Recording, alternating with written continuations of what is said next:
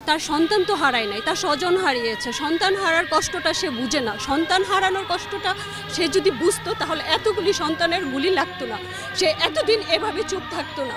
কারণ সন্তান যেভাবে আমরা লালন পালন করি, এত বছর পর্যন্ত তৈরি করি, এই সন্তানদেরকে এত অবজ্ঞা, এত অবহেলা, এটা আমাদের খুবই কষ্ট দেয়। একটা ব্যান থেকে একটা বাচ্চাকে এভাবে টেনে হিঁচড়ে ফেলে, আমরা কুকুর বিড়ালকেও এইভাবে ফেলি না। সে একটা সন্তানকে কেন, সন্তানকে আমাদের এতই নিকৃষ্ট বা এতই, আমি এই সন্তানের কষ্ট, এটা আমার সবচেয়ে বেশি ব্যথা দেয়। আমি এটা নিতে পারি না যখন ব্যান থেকে এমনভাবে টেনে হিঁচড়ে ফেলে দেয়, তার গোপনাঙ্গ দেখা যায়। এটা কত কষ্টের, কত অপমানজনক, এটা খুবই লজ্জার। এটা আমি আমার প্রচণ্ড, এটা বুলেট আঘাতের থেকে এটা বেশি আমার গায়ে লাগে। এটা আমি নিতে পারি না, কারণ আমার 3টা সন্তান আছে। আমি এই 3টা সন্তানকে কত কষ্ট করে বড় করেছি সেটা আমি জানি, আর আমার আল্লাহ জানে। আমার হাজব্যান্ড দেশের বাইরে থাকে, সে 20 বছরের ওপরে থাকে। আমি এই সন্তানগুলোকে স্কুল, ইউনিভার্সিটি এই পর্যন্ত আমার নিয়ে আসতে আমি জানি আমার কি ত্যাগ, আমার কি কষ্ট। এই কষ্টের উপরে বুলেট ছোড়া এত সহজ কিভাবে হতে পারে? কারণ সে বারবার বলে তার স্বজন হারিয়েছে, তার সন্তান হারায় নাই।